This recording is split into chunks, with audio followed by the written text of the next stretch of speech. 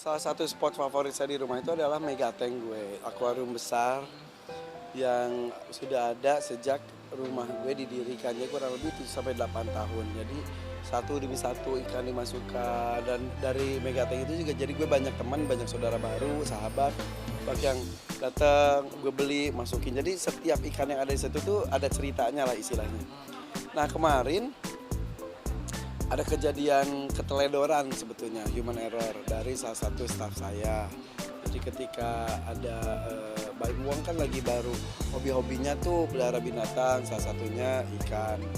Dia punya palut bagus, punya kolam koi juga. Ya udah deh, pas dia ini kita aku mau ngasih deh ikan, terus ikan pari aku kan udah banyak beranak banget di rumah, salah satunya di Megatank itu. Akhirnya udah Lutfi coba ambilin satu buat Pak Baim. Udah diambil. Nah kalau proses ngambil di kolam itu tuh memang karena kolamnya besar dan ada arusnya, ada gelembung udaranya, dicabut dulu semuanya. Ngambil satu, nah udah gitu aku bantuin pada bawa si ikan pari yang tersebut. Aku ngelihat itu belum dicolokin, udah mau di ujung mulut, udah mau ngomong banget, jangan lupa gitu. Tapi ya udah deh, aku bilang jangan deh, itu terlalu cerewet kalau ngomong ngocehin tentang hal-hal kecil. Ini udah Blas itu jam 2 siang, Blas lupa, bukan lupa ya, aku anggap biasa. Jadi pulang kerja jam 1 malam seperti ini, biasanya gue pulang tuh biasanya ngecek dulu binatang selewatan atau coba minta dia nyalain lampunya. Biasa aku nikmatin ikan-ikan itu dulu gitu sebelum masuk kamar, karena kalau masuk kamar dalam kondisi gini kan harus langsung mandi, ganti baju dan lain-lain. Saat itu saya langsung masuk tidur, langsung diketok-ketok sama orang rumah saya. Pak, ikan pada mati semua Pak. Kayak gini, ikan mana pada mati? Terus pas buka kamar itu kan bakul, nah posisi kan dari kamar saya kelihatan ngambang semuanya, hampir semuanya. Akhirnya wah udah panik, udah satu demi satu diambilin. Kurang lebih pagi itu sih ketemu 31. Malamnya pulang dari sini aku lihat lagi tambah 2. Ternyata ada yang udah meninggal tapi nggak ketahuan. Baru kemarin nambah lagi 2, jadi total ya kurang lebih 35 ekor. Dan itu semuanya rata-rata ukurannya juga sudah besar. Rata-rata ikan berkualitas semuanya. Ya udah. Tapi salah satu yang bikin saya ikhlas adalah ya udah, ini walaupun sudah menjadi seperti sahabat-sahabat saya, bahkan kalau kata Pak Lutfi sudah merasa jadi anak-anaknya dia gitu. Udah ikhlas, setidaknya yang di situasi seperti ini sih, jujur gue tuh takut banget dengan corona dan lain-lain. Bukan gue doang, semuanya. Tapi ketika ikan itu mati, banyak gue yang udah deh, minimal yang korban ini aja. Mudah-mudahan tidak terjadi dengan gue, anak-anak gue, istri gue, keluarga gue, para pekerja gue, jangan sampai seperti itu. Jadi ketika itu justru tenang menghadapi kondisi seperti ini. Jadi ya udahlah gitu.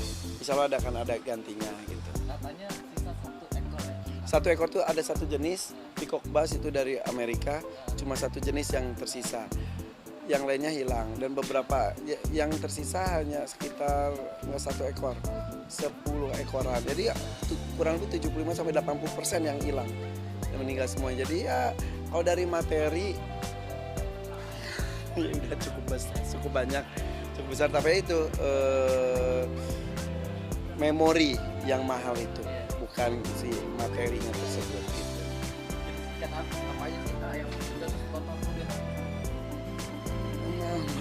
Totalnya 100 juta lebih lah, ya 100 jutaan lebih ya. Tapi gue nggak merhatiin biayanya, dananya. Tapi yang nyesek itu adalah kenangannya, dan nyesek karena kesalahan dari hal sepele, keteledoran aja gitu.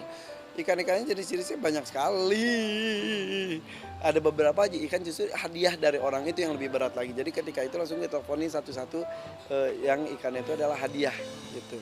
Jadi ya udah, jadi sayang sekali. Jadi ikan itu udah akuarium itu Megatank itu udah dimiliki oleh banyak orang.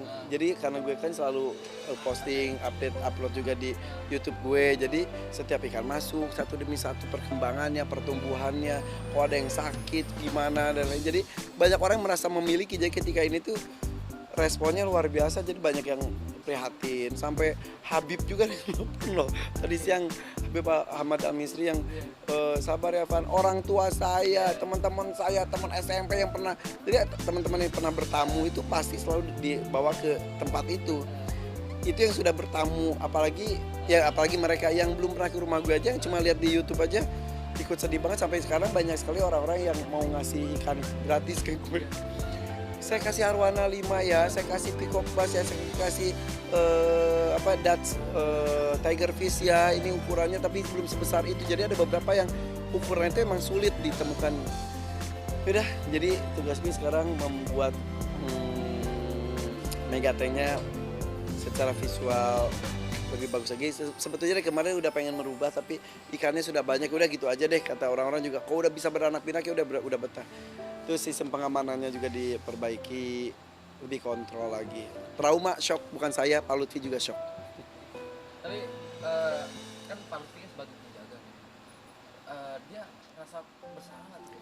Bang, Ketika- dia kan bersalah, videonya jadi kayaknya kan kayak sedih banget ya, gitu ngeliat sampai saat ikannya. itu sejujurnya saya kesel ya, saya pengen marah ya, tapi saya lebih realistis, ya udah deh ini duka bareng-bareng gitu. Yang lucu sekarang hari ini kan saya di YouTube, kan YouTube saya tayang tiap hari. Nah, tayangan hari ini nggak ada Pak Lutfi sama sekali karena Pak Lutfi lagi sakit. Habis kejadian itu dia langsung sakit.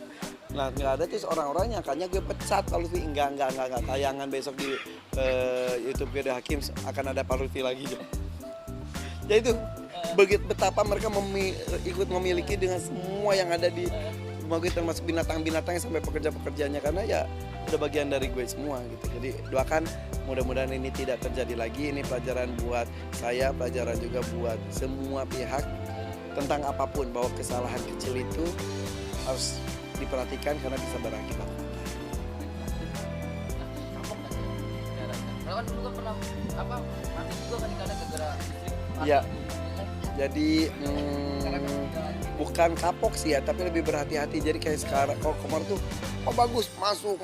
Kata orang agak cukup kepadatan mungkin, tapi dengan masa 15 jam mati lampu tanpa aliran oksigen dan juga sirkulasi air, apalagi malam terjadinya. Kalau siang itu terjadi akan lebih kuat karena di situ kan sudah ada lumut-lumut itu menghasilkan oksigen juga. Tapi ini kejadiannya tuh banyaknya di malamnya, jadi beneran udah kehabisan nafas.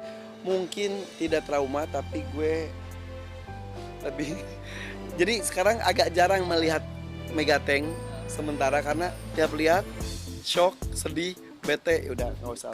Ntar aja ketika udah dibangun lagi bikin suasana baru lah, mudah-mudahan ya.